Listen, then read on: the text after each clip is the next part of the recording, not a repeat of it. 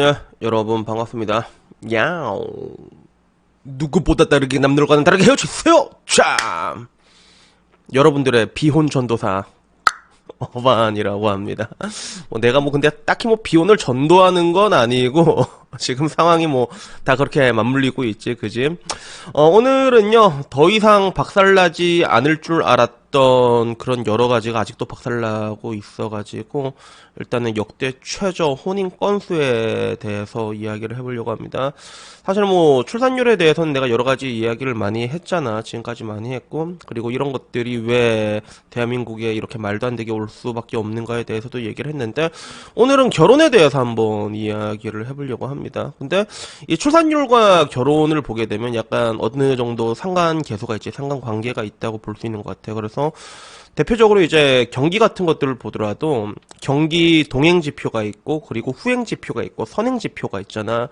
그래서 대표적으로 이제 경기 선행 지표라고 볼 수 있는 것 중에 하나가 이제 주가라고 볼 수 있지. 주가 같은 경우는 뭔가 불확실한 걸 되게 싫어하고, 그냥 뭔가 터질 것 같다 싶으면 떨어지잖아.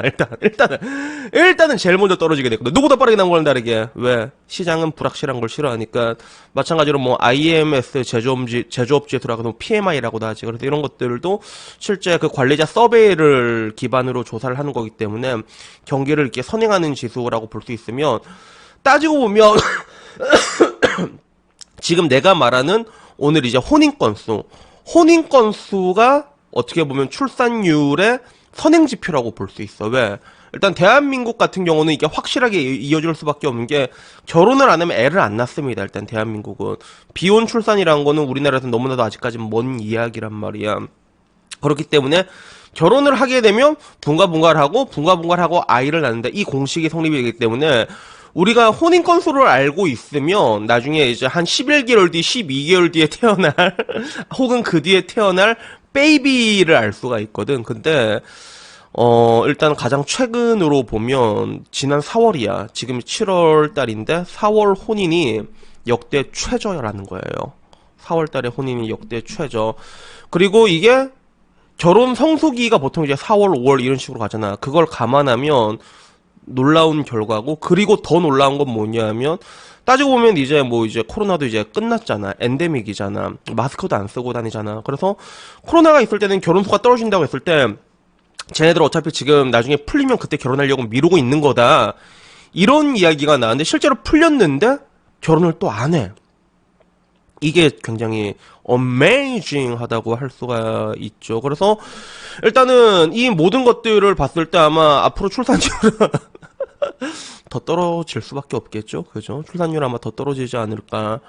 지금 전 세계 인구학자가 대한민국 어떻게 되나 지켜보고 있는데, 야, 저기서 더 떨어져? 라는 생각을 가지고 있을 때, 대한민국 지금 나왔던 이 모든 상황을 이렇게 종합해보면 더 떨어질 것 같아. 그래서 이제는 이제 뉴스에서도 야, 너무나도 공포스럽다라는 그런 이야기를 하더라고. 그래서 일단은 옛날에 되게 바글바글했던 예식장들도 지금은 막 문을 닫고 있다는 거야. 문을 닫는 게 어마어마합니다. 예식장 같은 거 보더라도 이거 2030년 기준으로 서울 예식장의 절반이 5년 내에 문을 닫을 거다라는 이런 얘기까지 나오고 있어. 그래서 일단은 혼인 건수는 계속 이제 20만 깨졌고, 그지?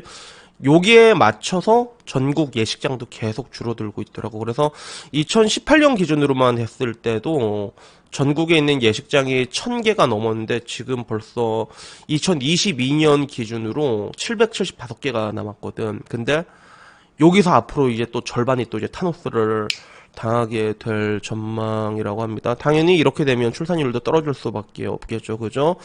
참고로 4월 출생아 수 역시도 2만 명대가 깨져가지고 역대 최소치를 갱신했고, 믿었던 세종시마저도 이번에는 그런 드라마틱한 반전이 나오지가 못했다고 합니다. 참고로 이제 죽은 사람은 오히려 태어난 사람보다 더 많기 때문에 지금은 대한민국은 인구가 계속 이제 줄어가는 그런 느낌입니다.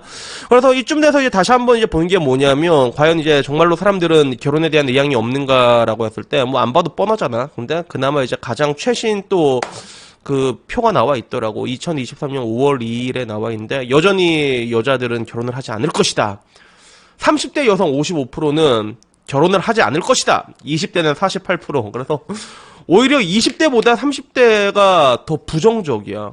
이거는 좀 약간 좀 뭔가 좀 의미가 있거든. 그래서 보통 이게 있으면 결혼이든 출산이든 이때까지 내가 들고 왔던 지표들은 20대가 더 부정적이었잖아. 근데 지금 와서 보면 20대는 48%, 여자 30대는 55%. 오히려 20대가 조금 덜 부정적이라는 거지. 그래서 이게 의미하는 바는 이제 20대들이 야, 이거 진짜 심상치 않은데. 야, 진짜 큰 거 온다라는 것을 이미 눈치챈 게 아닐까. 그런 것들이고, 그리고 30대 여성 55%는 결혼하지 않을 것이라고 해도 어차피 이 30대 중에서 절반 잘라서 위로는 못해요. 아줌마들 어차피 못한단 말이야. 그러니까 하나의 방어 기제로 보이는데, 근데 되게 재밌는 건 뭐냐면, 이게 옛날에 항상 그렇잖아. 사람들이 이제 결혼을 안 하는 이유에 대해서 또 설문조사 갔다가 다시 갱신된 게 있더라고. 그래서 그거 하나 다시 찾아보니까, 뭐 실제로 지금 와서는 이제 비혼이라는 거, 미혼이라는 게 기본값이 되기 때문에 딱히 결혼을 하지 않아도 된다. 요게 사람들이 큰 뭐 이제 어떻게 보면 이게 기본값이 되었다고 볼 수 있겠지, 미혼이라는 게. 근데 그 미혼에 가장 중요하게 근간이 자리 잡힌 게, 원래 남자는 왜 결혼을 안 하십니까? 그러면 예, 저는 돈이 없어서였고, 여자는 어머 제가 돈이 없어서요, 이거였잖아. 근데 이게 조금 변했더라고. 이제는 미혼 남녀가 결혼을 하지 않는 이유도 남자든 여자든 가장 높은 게 결혼자금 부족과 필요성에 대해서 나왔어. 그래서 남자는 결혼자금이 부족해서 결혼을 하지 않는다가 여전히 35% 제일 많았고, 필요성을 못 느껴서 15%, 고용의 불안정을 13%로 꼽았는데, 여자 같은 경우는 결혼자금 부족이 22%가 나왔어. 이게 질문이 없어서 그런가? 질문이 따로 이제 저 새끼가 가난해서요 이런 질문이 없어서 그런지 모르겠는데, 여자도 결혼자금 부족이 22%를 꼽았고, 그리고 필요성을 못 느껴서가 23%, 남자보다는 확실히 많이 나왔고, 그리고 고용상태 불안정이 7%, 반대로 출산과 양육 부담이 12%, 그리고 상대를 못 만나서는 각각 다 11% 동일하게 요렇게 나왔습니다. 그래서 재밌는 건 뭐냐면, 확실히 동거에 대한 인식이 지금 굉장히 올라가고 있어. 그래서 남녀가 결혼하지 않아도 함께 살 수 있다라는 동거에 대한 인식, 이게 맨 처음에 45.9%가 나온 게 2012년 기준이거든. 그래서 2012년 기준으로 45.9%가 동거에 대해서 찬성을 했으면, 2018년에는 이게 56.4%까지 올라갔고, 그리고 이게 맨 마지막에 65%가 2022년 이렇게 올라갔지. 그래서 지금 와서는 동거에 대해서 점점점 열리게 됐고, 그리고 이거는 아마 앞으로 더 올라가게 될 거야. 말했잖아. 경기가 안 좋아지게 되잖아. 사람들이 힘들어지게 되잖아. 그러면 동거를 할 수밖에 없습니다. 동거를 할 수밖에 없어.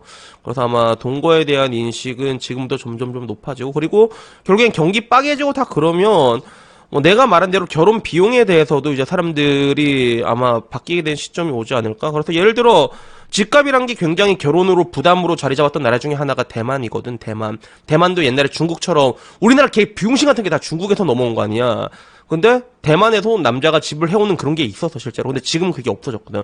반반이란 말이야. 왜? 집값이 올라가니까. 그래서 우리나라도 약간 후행하고 있긴 하지만, 요렇게 되면서 이제 여자들이 이제 죽기 시작하면, 여자 옛날에는 마 우리 딸내미 가져가는데 니 아파트도 못 내어나 했던 사람들이 이렇게, 아이고 우리 딸내미, 이렇게까지 하진 않겠지만, 그치? 근데 이게 점점 좀 이제 동지론 쪽으로 대한민국도 변해갈 수밖에 없는, 물론 이제 이후기까지 변하기 전까지는 이제 어느 한 세대가 갈려 나가야겠지, 그지? 그래서 이렇게 되면 이제 대한민국도 그렇게 변할 수밖에 없지 않을까, 전 그렇게 생각을 합니다. 그리고 또 되게 재밌는 것 중에 하나는, 결혼하지 않고도 자녀를 가질 수 있다에 대한 설문을 했는데, 요것도 되게 많이 올라갔어. 결혼을 하지 않고도 자녀를 가질 수 있다가 2012년에는 22.4%였는데 이게 2018년 기준으로는 30%까지 올라갔고, 2022년에 34%까지 올라갔거든. 그래서 대한민국도 이제 뭐 유럽이나 뭐 미국처럼 비혼 출산들이 많아질진 모르겠는데, 근데 아마 그게 쉽진 않을 거야. 왜? 이게 기본적으로 비혼 출산이란 게 선행이 되려면 여자들의 좀 전투력이 좀 강해져야지 그게 가능하거든. 그래서 내 말했잖아. 동남아 같은 데 가면 애를 진짜 개처럼 생각하는 것 같아. 개 기르듯이 기른다고 내가 느낀 게, 내 유튜브 계속 본 사람은 내 말레이시아에서 슐리라는 여자 얘기했을 거야. 그 슐리라는 애가, 내가 내가 아무리 봐도 그 새끼, 아무리 봐도 크리스 같은데 그 새끼. 근데 어떤 남자가, 영국 애가 여자를 임신시켰거든. 근데 그리고 자기 영국으로 돌아갔대. 그러면 그게 말 그대로 싸튀충 아니냐? 싸튀충이란 말이야. 근데 슐리가 야, 네 남자친구 영국으로 도망간 거 아니냐고 얘기하니까 괜찮다고 내가 혼자 잘 키울 수 있다고. 그때 그 슐리 나이가 20대 초반이었거든. 근데 오히려 되게 좋아하는 거야. 내가 호녀라를 이제 냈다는 어떻게 보면 유전자 세탁의 꿈이겠지, 그지? 그러니까 뭐 어떻게 보면 좀 이쁜 아이를 낳고 싶은 그런 니즈랑 맞아떨어지긴 했는데 오히려 그쪽 동남아 같은 데 보면 애를 되게 쉽게 생각하는 그런 경향이 있는데 한국에서는 그게 그렇게 쉽지가 않단 말이야. 여러 가지 문제들이 있잖아. 이미 흑사병을 다 퍼뜨려 놔가지고 되게 어려운 부분들이 있는데, 근데 일단은 이런 것들이 일단 해결이 돼야지 비혼 출산이나 이런 것들이 올라가지 않을까 하는 뭐 일단 그런 생각이 들지만, 근데 결국에는 이러나 저러나 결혼이라는 게 내가 말한 것처럼 상황이 다 힘들어지잖아. 그러면 사람들의 사이가 좋아질 거야. 그래서 지금이야 사람들이 뭔가 좀 인생의 기대치가 되게 많이 올라가서 행복하게 사는 사람을 찾기가 되게 힘들거든. 그러니까 오죽하면 산다라박한테도 결혼 니 왜 하는? 그러니까 결혼하다가 실패한 사람들을 너무 많이 봤어 이렇게 얘기를 해. 산다라박 주변에 결혼한 사람들 다 하이엔드급 여자일 거 아니야, 그치? 근데 걔들도 다 실패한다고 했을 때, 이게 지금은 사람들의 행복에 대한 기대치가 너무 높아. 내가 봤을 때도 너무 높거든. 그런 게 있는데, 이런 것들도 이제 결국에는 어느 정도 시차가 걸리겠지만, 이제 다 박살나고 나면, 그러면 사람들을 또 다 같이 조금씩은 행복해질 거야. 지금은, 야, 내가 이러려고 너랑 결혼한 줄 알아? 라고 얘기를 한다면, 시간이 지나고, 여러 가지 안 좋은 것들을 다 보고 나면, 자기야, 그래도 자기가 있으니까 내가 참 이렇게 든든해, 고마워요. 라고 말하는 그런 시즌이 분명히 옵니다. 그래서 이런 거 보면 되게 웃기지. 근데 이게 어느 나라나 그래. 일본도 그랬단 말이야. 일본도 버블 경제 시대 때는 사람들이 그때도 되게 잘 살다고 느꼈어. 근데 오히려 다 빠개지고 20년, 30년 잃어버리니까 사토리 애들이 행복도가 더 높게 나왔어, 실제로. 그렇기 때문에 내가 늘상 하는 말 있잖아. 어마님, 어떻게 하면 행복하게 살 수 있습니까? 라고 얘기하면 내가 제일 먼저 항상 하는 얘기가 뭐야? 인생에서 지옥을 보면 된다고. 그러면 행복해진다고 내가 얘기를 하잖아. 그러니까 그런 것들과 이렇게 딱 합치하는 게 아닌가 싶습니다.